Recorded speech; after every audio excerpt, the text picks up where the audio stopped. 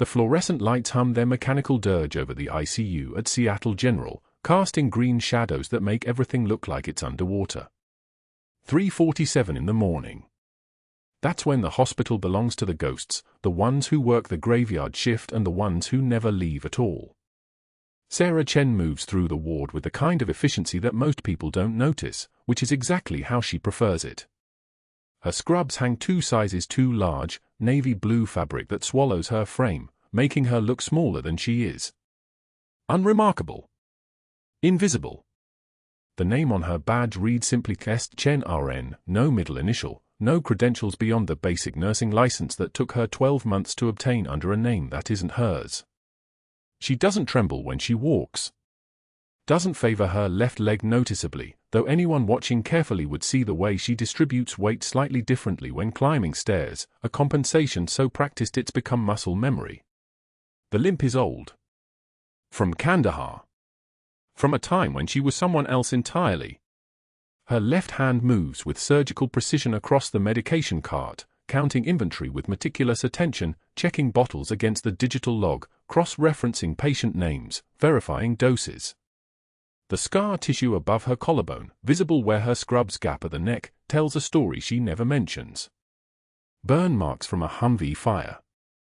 From a night that still wakes her up some mornings at 0300 hours, gasping like she's drowning in air. The antiseptic smell is thick enough to taste. Floor wax mixed with something organic beneath it, the underlying smell of illness that no amount of cleaning can mask from someone trained to notice such things. Sarah passes the nurse's station without slowing, a ghost moving through the fluorescent morning. That's when she sees him watching her. Dr. Marcus Mercer, sitting at the curved desk with a stack of patient charts spread before him like a dealer's cards. His pen moves across the papers with unusual speed, not the careful notation of a physician reviewing diagnoses, but something faster, more mechanical. Billing codes. Procedure numbers. Numbers that don't match the actual treatments rendered to the patients whose names appear above them. He looks up from the charts, and for a moment their eyes meet. His are the color of cold slate, the kind of eyes that have learned to practice concern without feeling it. He's 53 years old, with silver threading through dark hair that he pays someone $200 a month to maintain. The wedding ring on his left hand is platinum. The watch on his right wrist is a Rolex Submariner worth more than Sarah's annual salary. He wears cologne that costs $60 per ounce, something European and aggressively masculine. His shoes are Italian leather, hand-stitched, and they click against the tile floor with a sound like a metronome counting down. He watches Sarah check the medication cart, watches the way her fingers move across the labeled bottles, the way she counts with her lips moving silently, the way she cross-references every single entry against the patient chart with an attention to detail that most nurses abandoned years ago. His eyes narrow. Just slightly. Just enough that someone trained to read micro-expressions would recognize it as the moment when a predator identifies a potential threat. Mercer has been running his operation for 7 years. 7 years of phantom procedures billed to insurance companies, expensive surgeries that were never performed, diagnostic tests that exist only on paper, consultations with specialists whose signatures he's learned to replicate with enough precision that the digital systems don't flag them. 7 years of kickback arrangements with equipment suppliers who invoice for machines that cost $40,000 but actually cost $18,000, and the difference gets split 4 ways. Mercer takes the largest cut. The hospital administrator takes 15%. 2 supply chain managers split the rest. Nobody asks questions because nobody wants to know the answers. The inflated claims network runs through 47 different patient accounts per month, each one billing just under the threshold that triggers an automatic insurance audit. 47 patients times an average fraudulent charge of $8,900 equals approximately $418,000 per month flowing into accounts Mercer controls through shell corporations registered in Delaware. He's built a fortress of plausible deniability. The hospital's billing department is understaffed and overwhelmed, processing 10,000 claims per week. The insurance companies are drowning in claims, paying the obvious ones and auditing only the statistically anomalous ones. The administrative oversight is theoretical. A compliance officer who retired last year hasn't been replaced, her position eliminated during budget cuts. The nursing staff is too busy keeping patients alive to worry about billing codes. Too tired. Too frightened of retaliation. Too dependent on health insurance plans that Mercer, as a senior physician with hospital privileges, has influence over through the benefits committee. But then there's Sarah Chen. She moves through the ICU rounds with a precision that concerns him. Not because she's asking questions yet, she hasn't, but because she's the kind of person who eventually will. He can see it in the way she checks medication doses, the way she catches discrepancies, the way she once, 3 weeks ago, flagged a duplicate charge on a patient chart and had the audacity to ask about it politely, respectfully, without accusation. The kind of question that seems innocent on the surface but suggests an attention to detail that could become dangerous. Sarah pauses at the window overlooking the ambulance bay. 12 stories down, the parking lot spreads out in neat geometric rows of vehicles, the city beyond it waking slowly into dawn. She touches the scar tissue visible above her collar, the marks that disappear beneath her scrubs, letting her fingers rest there for just a moment. The glass is cold against her palm. For a moment, just a moment, she lets her expression shift into something that isn't neutral. Something that carries weight. Something that suggests memories of things that would explain the way she moves through the world like she's already survived the worst. She doesn't notice Mercer approaching from behind, his footsteps deliberate against the tile, his shadow falling across her face before she even registers his presence.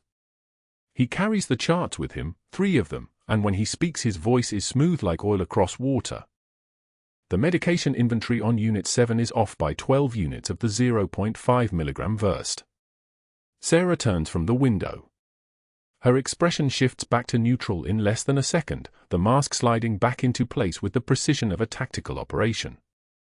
She doesn't ask how he knows about the inventory discrepancy before she's even submitted her report.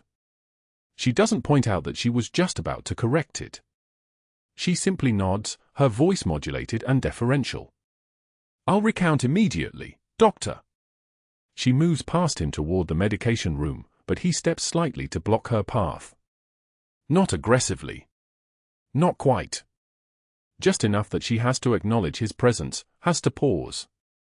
"These things happen," he says, and there's something in his tone that sounds almost like concern, which is precisely what makes it dangerous. But inventory discrepancies can be expensive for the hospital. Insurance purposes. Compliance issues. We all have to be very careful. She understands what he's communicating beneath the surface of his words. The message is encoded in his tone the way certain military communications are encoded, obvious to those trained to read it, invisible to everyone else. This is a test. This is a warning. This is a reminder that she occupies space in an ecosystem where some predators have already established territorial claims, and some prey know better than to wander into unfamiliar parts of the territory. "Of course, doctor." She doesn't make excuses. Doesn't explain that the discrepancy is almost certainly a data entry error from the previous shift, a missing decimal point in the digital logging system that she's discovered happens approximately 0.3% of the time. Doesn't point out that the physical count has been accurate every single time she's audited it. She just accepts the correction the way nurses are trained to accept corrections, with grace, with contrition, with the understanding that to push back is to invite further scrutiny. Mercer steps aside, and she moves into the medication room. The space is narrow, organized, climate-controlled to the precise temperature required for pharmaceutical stability. She begins her recount with the methodical attention of someone who understands that accuracy isn't just important, it's the foundation that separates order from chaos. Her hands move across the bottles with the same tactical efficiency she once used to feel dress a wound in a desert compound 7 years ago, and the bottle count remains exactly where it was, 12 units short, and the source of the discrepancy visible in the digital log as a data entry error from 22:47 hours. It takes her 40 minutes to correct the record, file the adjustment report, and document her findings in the system. By the time she emerges from the medication room, Mercer is gone, but the weight of his attention remains like humidity in the air, the sense of being watched, of being assessed, of being catalogued as either useful or dangerous. The night continues.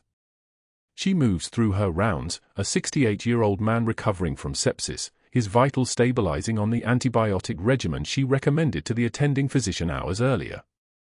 A 52-year-old woman post-surgical, requiring careful monitoring of her drain output and pain management timing. A 14-year-old motorcycle accident victim whose chart makes Sarah's jaw tighten, though her expression remains neutral. She checks his medications against his orders, and that's when she sees it, a discrepancy that isn't a data entry error. His chart shows an order for morphine 10 mg intravenous every 4 hours, but the dosage for a 14-year-old with his weight and condition should be significantly lower. The chart has been altered. Someone overrode the automated dosing calculator that flags inappropriate prescriptions. She doesn't call for MRSA. She doesn't make an accusation. She walks to the nurse's station and pages the attending physician, Dr. Patterson, who's sleeping in the on-call room but is obligated to be reachable for emergencies. When he arrives, rumpled and irritable, she shows him the discrepancy with quiet efficiency. The digital system flagged this as inappropriate, she says, keeping her voice level. The automated override requires senior attending authorization. Patterson checks the chart, his irritation shifting into something sharper. He pulls the logs and sees that MRSA signed the override at 18:47 hours that afternoon. His face tightens. He doesn't make a scene. This is a hospital. There are protocols. There are chains of command. But he adjusts the dosage immediately, changing it to the proper therapeutic level for pediatric care, and he makes a note in the chart documenting the discrepancy. "Thank you," he says to Sarah, and there's something in his expression that suggests he understands that her attention to detail just prevented a serious harm event, possibly prevented the death of a 14-year-old boy. She nods. Returns to her rounds. Doesn't mention Mercer's presence or his warning about inventory discrepancies. But something has shifted. Something in the way she moves through the hospital now carries a different weight. She's no longer completely invisible. She's become a variable in an equation that Mercer needs to recalculate. By the time the night shift ends at 0700 hours, Sarah has documented 3 additional discrepancies in the medication administration records, each one subtle, each one potentially dangerous, each one connected in ways she hasn't yet fully mapped. She doesn't report them all. She reports only the most critical one, the 14-year-old's dosage error, and she does so through proper channels, never mentioning that she's noticed a pattern. She's learned to move carefully through institutional hierarchies. She's learned that the quietest people often see the most, and that sometimes survival depends on being the kind of person nobody remembers standing in the corner. The rain begins as she leaves the hospital, hammering the parking lot like applause, drenching her scrubs as she walks toward her car. She doesn't run. Doesn't move faster than her steady, practiced pace. The water runs off her jacket, soaking through to the scrubs beneath, and she doesn't seem to notice or care. When she reaches her vehicle, a 10-year-old Honda Civic with a small military decal on the rear window, barely visible in the downpour, she sits in the driver's seat with the door still open and the rain pouring in, and she allows herself exactly 90 seconds of something that isn't quite rage and isn't quite grief. Then she closes the door, starts the engine, and drives toward home. The break room smelled like burnt coffee and something else, the particular staleness of a space where nobody lingered anymore. Sarah sat at the corner table, the one she'd claimed on her first shift 3 years ago, and wrapped her hands around a mug that was cooling faster than it should. Outside the reinforced window, San Antonio's pre-dawn darkness pressed against the glass like something waiting. The door opened. Linda Chen, no relation, different family entirely, glanced at her phone, then at Sarah's face, then away. James followed 30 seconds later, already pulling his phone from his pocket with the rehearsed urgency of someone who'd received a text exactly 2 minutes before walking in. "Need me back on the floor," he said to nobody in particular. Linda was already standing. "Yeah, me too." Staffing called. They were gone before Sarah's coffee reached the first sip. She didn't follow them. She didn't check her own phone. She simply sat with the cooling mug and counted the seconds, 92, until the break room emptied completely. Fluorescent lights hummed their constant complaint above her head, a sound that had once been background noise and was now the only thing she heard. This was the 3rd shift it had happened. Different nurses, same choreography. The exit was always sudden, always justified by texts nobody had actually received, always executed with the precision of soldiers who'd been briefed on a task. Sarah had worked enough counterinsurgency operations to recognize a coordinated action when she saw one. Dr. Mercer was running her isolation protocol like he'd learned it from a field manual. But the break room was only the beginning. She'd arrived Wednesday morning to find the whiteboard near the nurse's station covered in a new edition. A formal write-up, printed on hospital letterhead, posted where everyone would see it. Her name in bold. Highlighted in yellow as if the standard black ink wasn't sufficient to mark her as a problem. Disciplinary action, Chen, insubordination, failure to follow established protocols, questioning physician orders beyond scope of practice. Final warning before termination review. The words were perfectly formatted, bureaucratically sterile, and absolutely devastating.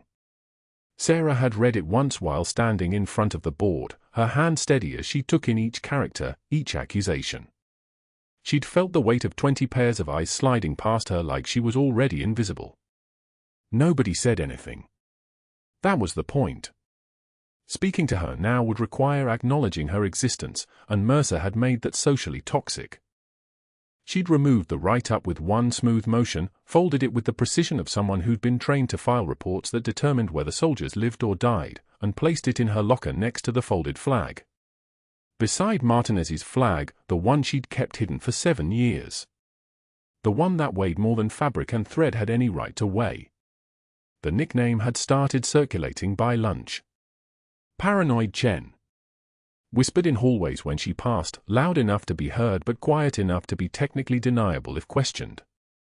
She heard it from the residents, from the nursing assistants, from nurses she'd once helped through 12-hour shifts when their backs were screaming. The infection of Mercer's narrative was spreading like sepsis through the unit's bloodstream. What made it brilliant, and Sarah recognized brilliance even when it was being used against her, was that Mercer hadn't needed to do anything after that first public humiliation in room 347. He just needed to plant the seed. The hospital ecosystem did the rest. Nobody wanted to be associated with the nurse who questioned doctors' orders. Nobody wanted to sit at her table. Nobody wanted to defend someone who was already marked as a liability. She'd spent 7 years becoming invisible. She'd done it on purpose, chosen erasure as the price of staying alive. But this was different. This wasn't protection. This was execution, slow and deliberate, executed by someone who'd realized that a woman who asked questions about phantom procedures was more dangerous than any amount of charm could overcome. At 2:41 a.m. on Thursday, the cardiac monitor in ICU bed 7 began showing irregular patterns. Sarah was charting vitals when she heard it, that particular beat-pause beat that meant the patient's heart was struggling with a rhythm it shouldn't have had trouble maintaining. She moved toward the bed automatically, muscle memory taking over from conscious thought. The John Doe they'd admitted during her last shift was still unconscious, still unidentified. Still wearing the tattoo she'd photographed at 0315 hours when she was supposed to be on break. The 75th Ranger Regiment insignia weathered into the skin like it had been earned rather than acquired. Like it meant something beyond decoration. His vitals were dropping. Blood pressure creeping downward at a rate that suggested internal bleeding, the kind of slow hemorrhage that killed people if you weren't paying attention. Sarah checked the 4, standard normal saline running at a TKO rate, which meant Mercer had ordered minimal intervention. Conservative treatment for a patient with no insurance, no identification, no way to pay. Dr. Mercer, she said into the phone, her voice level, professional, the voice of a nurse who hadn't been publicly eviscerated 48 hours earlier. Patient in 7 is showing tachycardia and dropping BP. I'd recommend imaging to rule out splenic injury. The silence on the other end lasted long enough that Sarah could hear traffic sounds in the background. Mercer's voice came back tight, controlled, the voice of someone who'd been disturbed from sleep by something he considered beneath his immediate attention. In the morning, Nurse Chen. Continue monitoring. That's an order. She disconnected the call and continued charting, her hand steady even though her mind was moving through scenarios at twice normal speed. Because that's what she'd been trained to do, assess threats, calculate probabilities, determine responses. And the threat calculation on this particular patient had just shifted dramatically. A ranger tattoo. No dog tags. No wallet. No identification in any system. She'd checked the veteran database using access she technically shouldn't have maintained, but some doors you keep keys to, just in case. Missing from official records. Exactly the way erased soldiers stayed erased. What if he was like her? What if somewhere in the 75th Ranger Regiment command structure, there was a file that didn't exist? A person who'd been buried deep enough that even the Pentagon's databases couldn't find him? She'd pulled Martinez's flag from her locker during her break, held it in her hands in the privacy of the staff bathroom, traced the unit designation with her thumb. Same regiment. Different era, probably. Martinez had been marked for recovery operations, had gone down during a medical evacuation that got caught in crossfire. His flag had come home. He'd come home. But this man hadn't. This man was John Doe in ICU bed 7, dying slowly from a physician's indifference, and Sarah was standing at a crossroads she'd hoped never to reach again. At 03 for 7 hours, the monitor alarm accelerated. Sarah was there in 3 seconds, checking leads, checking vitals, already moving to the intercom. The patient's eyes opened, unfocused, confused, but open, and his lips moved around something that wasn't English. Pashto.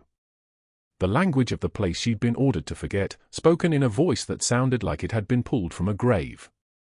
He said something that sounded like a name, or maybe coordinates, or maybe just the last word of a prayer. Sarah responded instinctively, her Pashto rough from disuse but still there, still loaded into her muscle memory. Your name. Tell me your name. His eyes tried to focus on her face, and for just a moment, less than a second, something like recognition flickered behind the confusion. Then his eyes closed again and his body went slack against the sheets, and Sarah was left standing there with her hands on his chest, feeling the irregular rhythm of a heart that was losing the battle. "Get me Dr. Mercer," she said to the nursing assistant who'd appeared in the doorway. Her voice was still level, still professional, still the voice of a nurse playing her assigned role. But something had shifted inside her. Something that had been dormant for 7 years had just woken up. The cardiac monitor's rhythm continued its deterioration. Each beep was slower than the last, spacing out like a clock running down toward 0. Dr. Mercer appeared 5 minutes later in the doorway, moving with the swagger of a man who'd never had to prove himself to anyone. He looked at the monitor, at the patient, at Sarah's face, and smiled. "Problem, Chen." Sarah kept her voice neutral, professional, the voice of someone who was still playing the role they'd been assigned. Patient regained consciousness briefly. "Cardiac rhythm is degrading. We should move up that imaging to this shift. Now." Mercer's smile didn't change, but something moved behind his eyes. Recognition, maybe. Or the calculation of someone deciding whether a threat needed to be neutralized or simply delayed. "I gave you an order," he said quietly. "Follow it, or clear out your locker." The words hung in the air between them like a scalpel suspended above exposed flesh. Sarah felt the weight of the choice sitting in her chest, heavy as lead, cold as operating room tile. She'd spent 7 years staying invisible. 7 years accepting erasure as the price of safety. The monitor beeped. Once. Twice.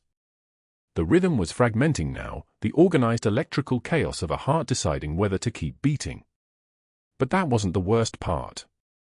The rhythm was fragmenting now, the organized electrical chaos of a heart deciding whether to keep beating.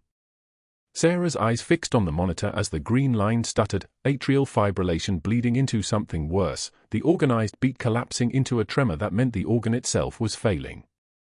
She'd seen this pattern before. In Kandahar. In a field hospital tent with incoming fire hammering the canvas walls. She knew what it meant. Time was collapsing. The night shift ended at 0700. Sarah stayed anyway. She moved through the ICU like a ghost, checking the ranger's vitals with the precision of someone who'd learned medicine in combat, not textbooks. His blood pressure had dropped another 8 points since the last reading, now settling at 68/42. The four fluids dripped steadily, but his abdomen was changing, becoming distended, tight as a drum beneath his hospital gown. Textbook internal bleeding.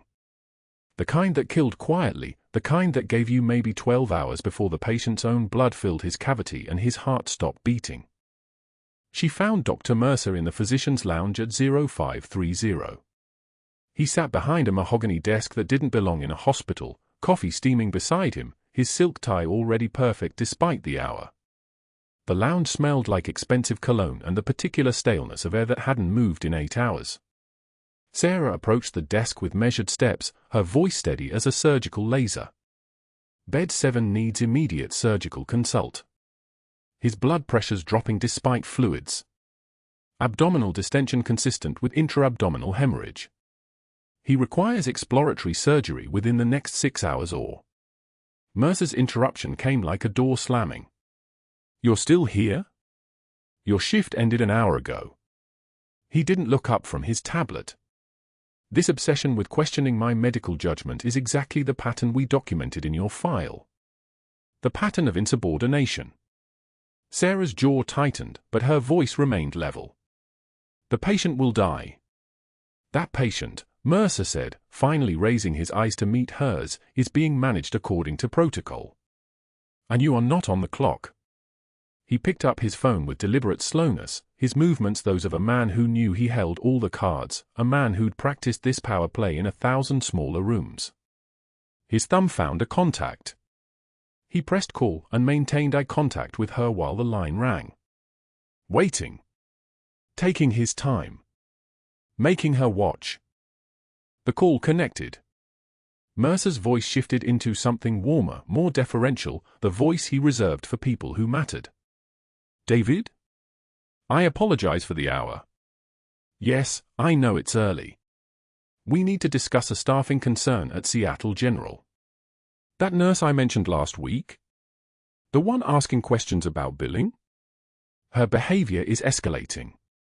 She just attempted to override my clinical judgment regarding a patient's treatment plan. Direct insubordination in front of the charge nurse. He paused, listening. Exactly.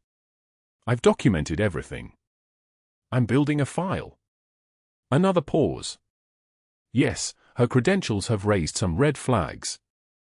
Addresses that don't check out. References that are difficult to verify. I'm having our compliance officer look into it. He smiled, not the smile of someone having a conversation, but the smile of a predator recognizing its prey was trapped. I appreciate that, David. Yes, I'll send you the documentation by noon. The call ended. Mercer set the phone down and returned his attention to his tablet as if Sarah had already left. As if she was already gone. She turned and walked out before he could see her hands clench. But she'd heard enough. Mercer was calling the hospital board president. Mercer was building a case, activating his network, weaponizing her own erasure against her. The very thing that had kept her invisible and alive for 7 years was now the thing that would destroy her credibility. No verifiable nursing school. No traceable previous employers. Every identity the Pentagon had given her was constructed on sand, designed to dissolve under scrutiny. Designed for short assignments, for people who didn't ask questions about your past. She went home but didn't sleep. The apartment was dark except for the glow of her phone. She pulled up her son's last message, sent 3 days ago. Mom, can't say much, but my CO is incredible. Reminds me of the stories you told about your army days. Keeps us safe. Her chest tightened reading those words. Her son didn't know. He believed she'd been army, some kind of regular infantry officer. He had no idea that his mother had been something else entirely. Something that didn't exist on paper. Something that got erased when operations went sideways. Something that had failed Martinez so completely that she'd carried his flag in her hospital locker for 7 years, too afraid to display it, too devoted to put it down. She stared at the photograph of Martinez on her phone. Young face, wide smile, the kind of smile that belonged to someone who hadn't yet learned how small a person could become trying to stay hidden. She made herself a promise that night, standing in her kitchen as the city woke around her, no more hiding. No more letting good people die because she was afraid to act. She was back at Seattle General by 1300, 6 hours later, off duty, dressed in civilian clothes, dark jeans, a grey jacket, the kind of invisible that people with experience understood. The charge nurse saw her approaching bed 7 and immediately stepped into her path, her expression caught between sympathy and professional obligation. "Sarah, you can't be here off shift. Dr. Mercer left specific instructions about keeping you away from your patients." Her patients? The words landed like a fist. Sarah sidestepped the charge nurse with minimal effort and moved to the monitor. The ranger's blood pressure had dropped another 10 points. His abdomen was rigid now, swollen beneath the thin hospital blanket, the skin stretched tight and pale. She could see the distension with her eyes closed. She'd seen enough trauma victims to read a body like a map. Internal bleeding. Active, ongoing, the kind that killed quietly while monitors beeped and doctors wrote notes and patients slowly exsanguinated into their own body cavities. She found Mercer in the hallway outside bed 7, speaking with one of the surgical residents, a young man with the uncertain posture of someone still learning how power worked in hospitals. Sarah stepped into their conversation with the quiet authority of someone who'd commanded soldiers in firefights. Bed 7 requires immediate surgical evaluation. Mercer's face transformed. The casual disdain dissolved into something colder, something that made the surgical resident take a step backward. Mercer closed the distance between them with slow, deliberate steps, his voice dropping until only Sarah could hear it. "You have no authority here, Captain." He used her rank like a weapon, the word coated in venom. "In fact, I've been making some calls about your credentials. Your nursing references are extremely interesting. Addresses that don't exist. Supervisors nobody can verify.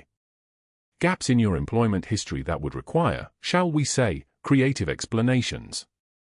Sarah's composure held like armor plating. Not a flinch. Not a breath out of place. She met his eyes and spoke with the same flat calm she'd learned in interrogation resistance training. "That patient will die without surgery. Within 12 hours, his abdomen will rupture and he'll bleed out from internal injuries. I've seen it before. I know what I'm looking at." "What you're looking at," Mercer said, his voice dropping even lower, "is a patient with a complicated history and uncertain prognosis. What you're looking at is a nurse whose entire background doesn't check out. And what you're about to look at is security escorting you from this building."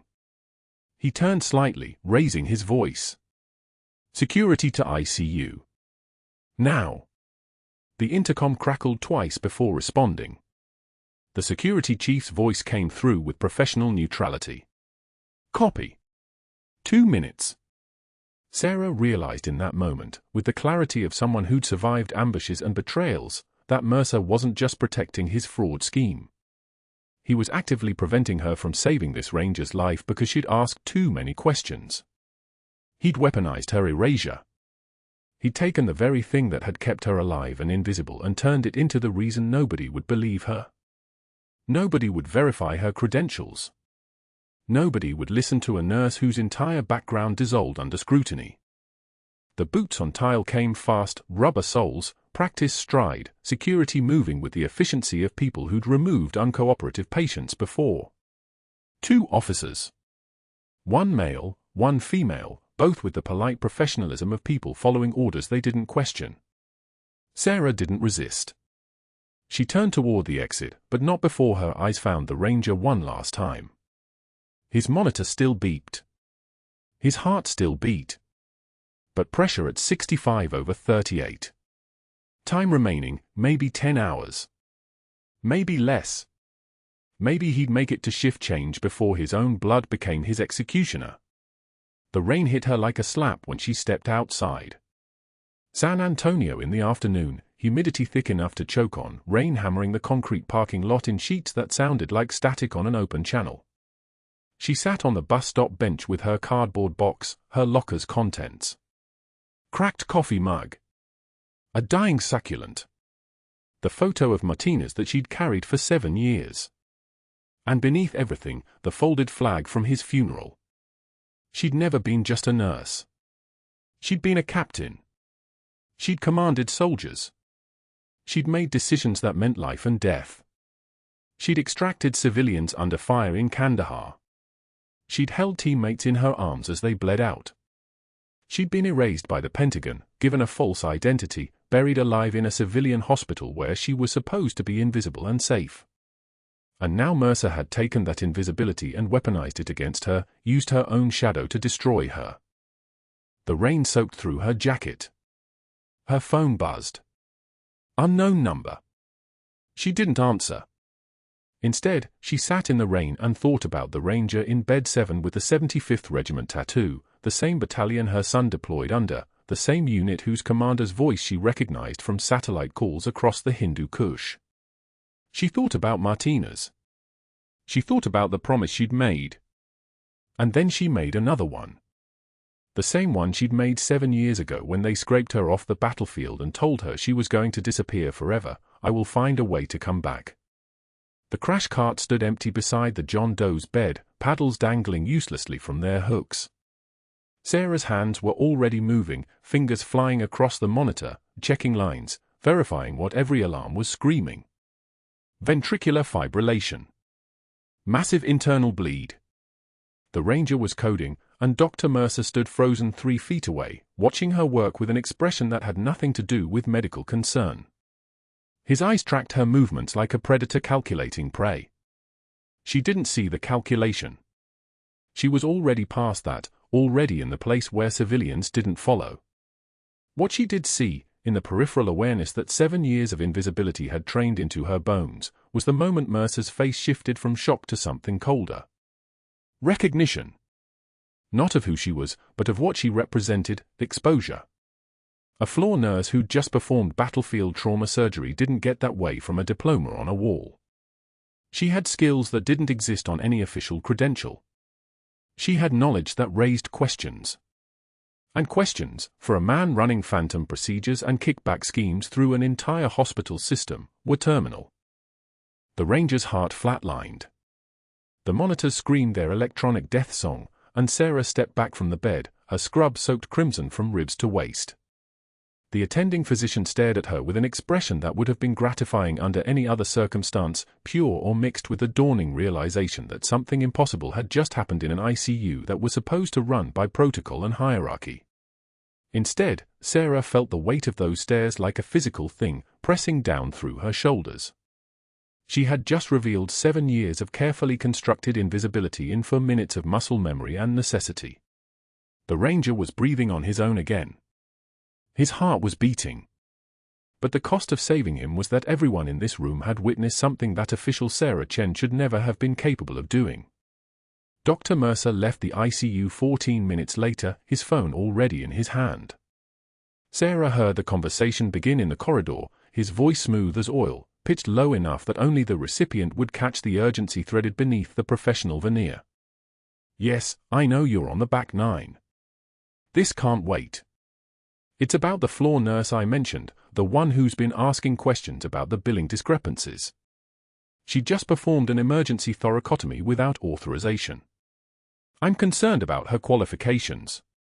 A pause. Sarah could hear the golf course wind through the phone speaker, the distant laughter of men who didn't know they were about to be conscripted into a cover-up. I've already initiated a preliminary investigation. But we need to move fast. If her background doesn't hold up, we need it handled before she starts talking about what she observed. By the time Sarah clocked out at the end of her shift, she had already been erased. The badge wouldn't scan at the employee entrance the next morning. Sarah stood in front of the turnstile for 5 full seconds, running the card through the reader again, watching the red light blink with mechanical finality. Wrong credentials. Access denied. A security guard approached before she could process what the system was telling her, a man named Patterson who'd escorted her to the break room a dozen times over the past 6 months without ever making eye contact. Today he wouldn't look at her at all. Sarah, I need you to come with me to the administrative office, he said, his voice carrying the rehearsed flatness of someone who'd been given a script and was sticking to it with the precision of a man protecting himself. My shift starts in 4 minutes, Sarah said. Not a question. Not a plea. Just a statement of fact. Your badge was deactivated this morning at 6 a.m. You're not scheduled anymore. Patterson held out a manila envelope, sealed, with her name printed in block letters. You're terminated. Effective immediately. The envelope felt weightless in her hands, though it carried the official gravity of every institutional severance, the letterhead of Seattle General printed in aggressive sans serif font, the hospital administrator's signature slashed across the bottom in the careless script of someone who hadn't read the document personally. The text was a masterpiece of professional euphemism: termination for cause. Misrepresentation of qualifications. Unauthorized performance of restricted medical procedures. Violation of established protocols and chain of command. Nowhere in the letter did it mention that the unauthorized procedure had saved a man's life. Nowhere did it acknowledge that the protocol violation had occurred because Dr. Mercer himself had refused to intervene while a patient coded. The letter was constructed with the kind of careful documentation that would hold up in any legal proceeding, each accusation technical enough to avoid being explicitly false, but arranged in a sequence designed to paint Sarah as a fraud and a danger. Patterson escorted her to the parking lot.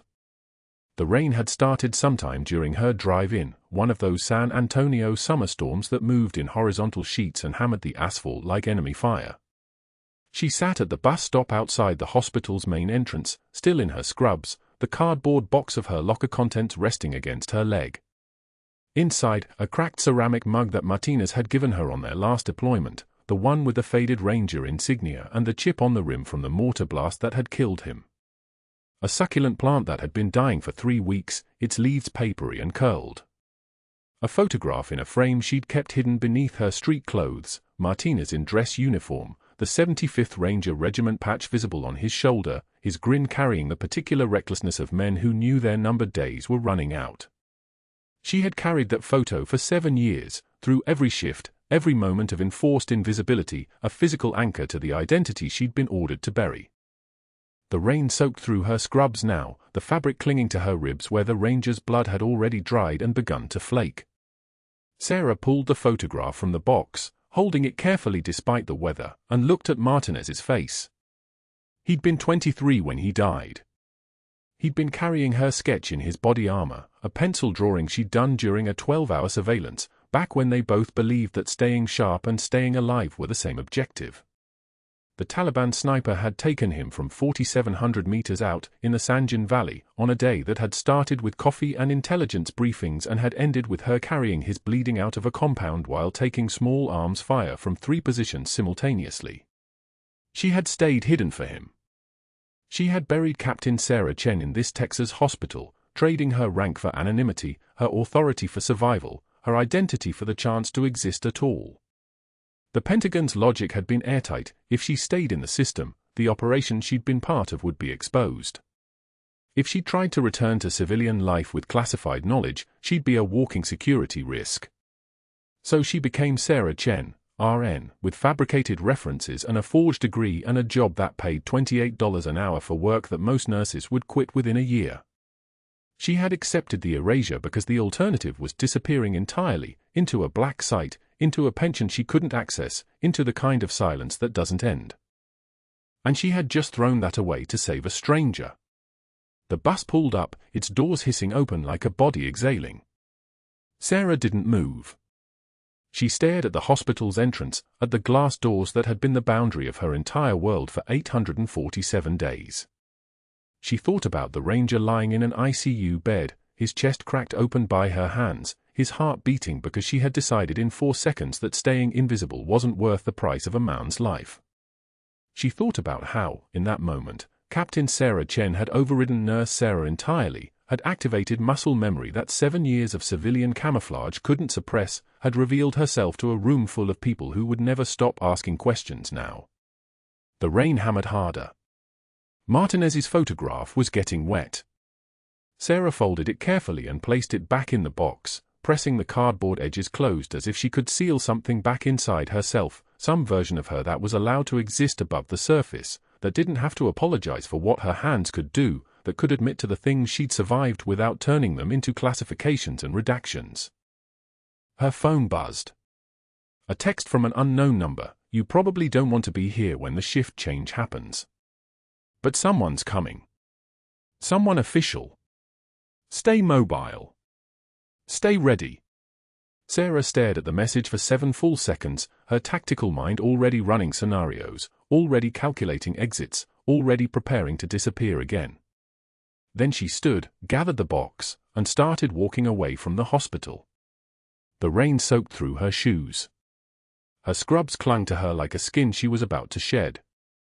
Somewhere in a Pentagon office, someone was making a phone call. Somewhere in the hospital, someone was telling stories about the nurse who'd performed surgery, the nurse who'd carried classified knowledge like a curse, the nurse who didn't exist officially but had just become impossible to ignore. Sarah Chen had been erased once. She was about to find out what it meant to be seen. 2 days passed. 48 hours of silence broken only by the sound of rain hammering the parking lot outside her apartment, each drop a metronome marking time she wasn't sure how to measure anymore. The cardboard box still sat by her door, the mug, the dying succulent, the photo of Martinez. She hadn't unpacked it. Some things, she'd learned, were easier to carry than to claim. Sarah pushed through the doors of Seattle General at 0600, her credentials still active for another 6 hours. She had supplies in her locker, personal items scattered across a decade of night shifts. A stethoscope her son had given her 3 years ago. The combat boots hidden beneath the shelf, worn leather creased from 1,000 desert patrols. The folded flag from Martinez, wrapped in tissue, pressed against the back wall where no one could see it. Her hands moved with the same practiced efficiency they always did. Combination spun left. Door pulled open. The smell of the hospital rushed in, antiseptic layered over something older, something that smelled like fluorescent lights and hope that had calcified into routine. She was reaching for the flag when the orderlies wheeled past. The man on the stretcher had burned scars across his neck like railroad tracks, scar tissue pulling his features taut. His eyes were closed, his breathing shallow, his left arm splintered against his ribs. Standard admission. Routine. The kind of patient Sarah had processed 1,000 times, until his eyes snapped open and locked directly onto hers. The man's entire body went rigid. The monitor attached to his chest jumped, heart rate climbing from 78 to 94 in 3 seconds. His lips moved, formed a single word, whispered in Pashto, "Phantom." Phantom. The call sign nobody was supposed to remember. The call sign only her enemies in Kandahar had known. The call sign her own unit had stopped using after Operation Copper Dawn went dark. Sarah's jaw clenched. 1 breath. 2. She didn't move. She didn't acknowledge. But every muscle in her body had shifted into tactical awareness, the kind of vigilance that came from knowing exactly what it meant when a stranger recognized your ghost. The orderlies continued moving. The man's eye stayed locked on hers for 3 more seconds. Then his head turned with the stretcher, and he was gone, swallowed by the ICU corridors.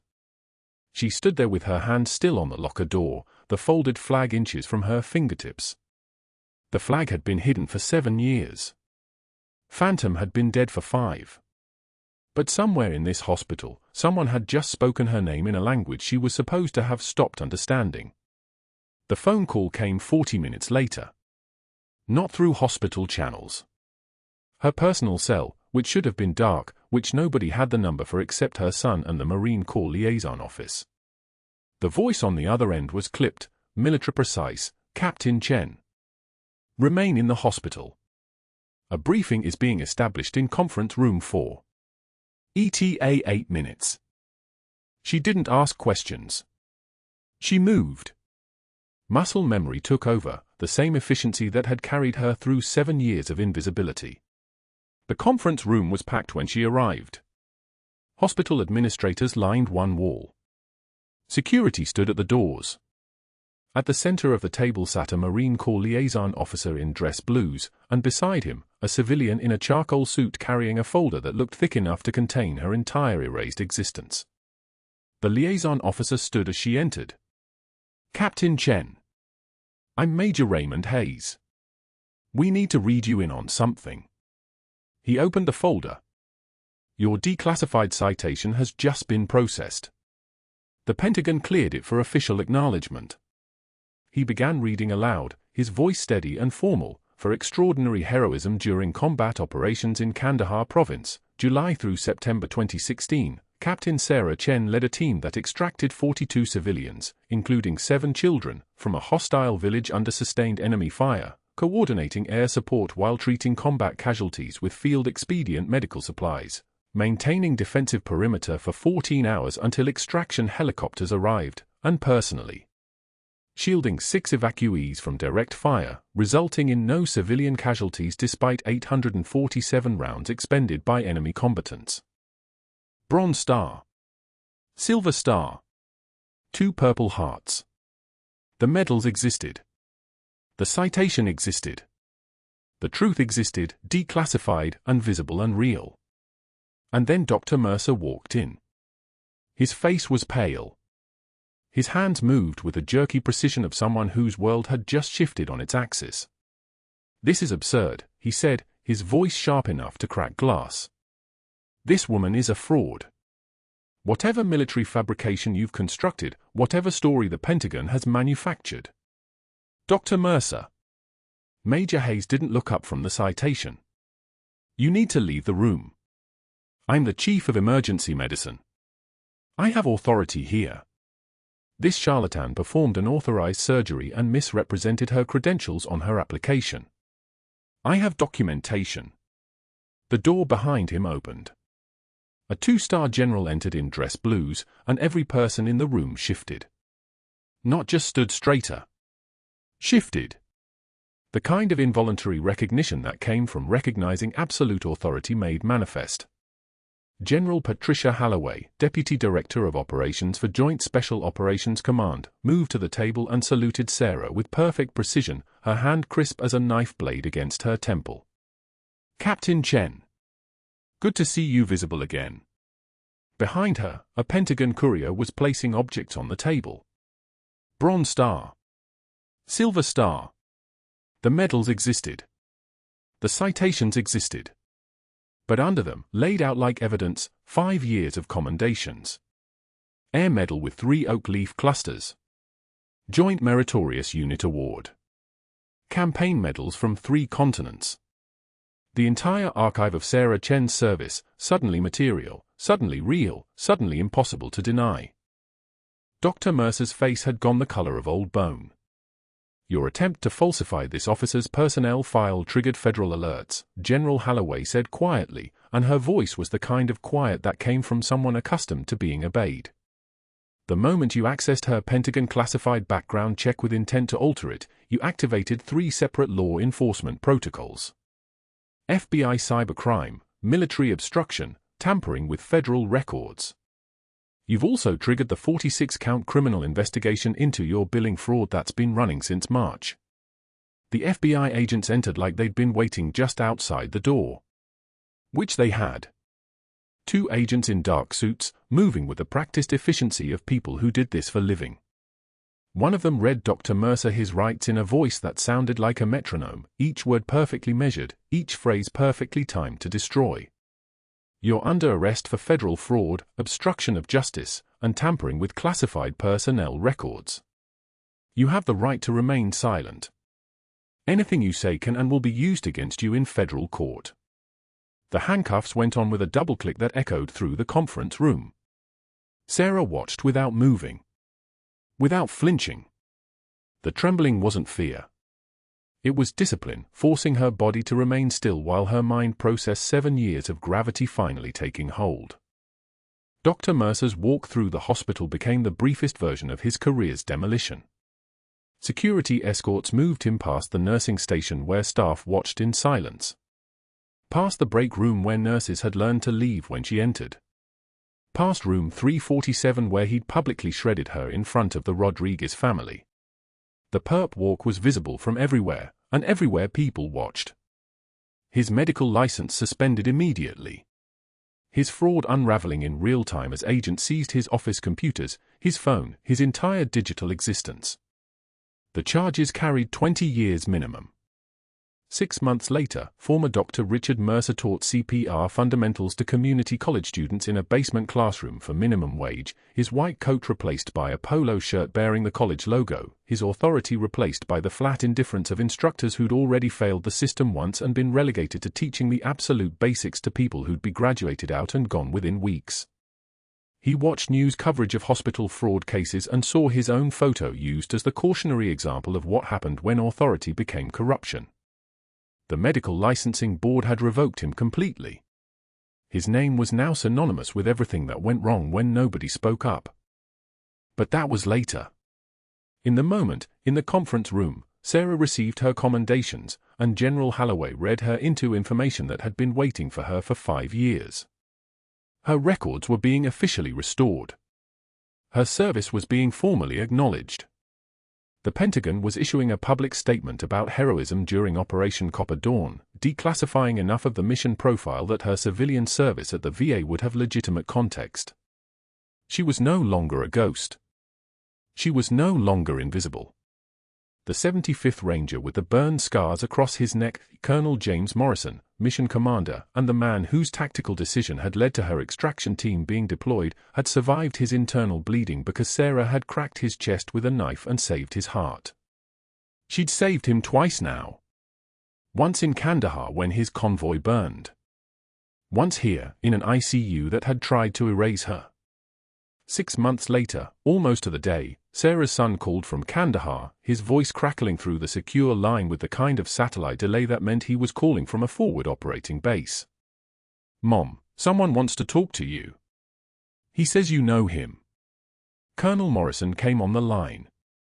His voice was the same steady tone she remembered from radio communications, from mission briefings, from the moment he'd ordered her team to extract the civilian convoy while his unit held the perimeter.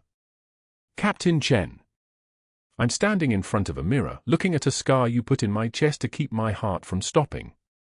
I'm alive because you refused to accept that I was invisible. I'm alive because you chose to act instead of obey. Your son tells me you spent 5 years pretending none of it happened. I wanted you to know that it happened. It mattered. I'm here because it mattered." Sarah's throat tightened. "You just keep him safe, Colonel.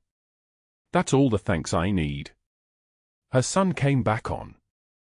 "Mom, he told me everything. I always wondered why you never talked about the army. Why you were so careful about your past." Sarah looked at the folded flag now displayed openly on her new office wall at the San Antonio VA hospital. Martinez's flag. Her bronze star hung beside it. Her silver star. The photo of her old team. Visible. Claimed. Home. "Some stories take time to tell," she said. "I'll explain everything when you're home." Everything. Martinez's team had been 15 strong. One of them was dead. Sarah had carried his flag for 7 years. The other 14 were alive, and she was about to help them heal. Power isn't a title. Power is the ability to help. She lived that every single day now, visible, real, Captain Sarah Chen of the 75th Ranger Regiment, who'd been erased and then restored, who'd saved lives while nobody was watching, and who would never look away again. If someone you know is struggling with invisible trauma, military service, assault, erasure by the system, reach out. Connection saves lives. Subscribe for more stories of people whose strength was hidden until the moment it mattered most.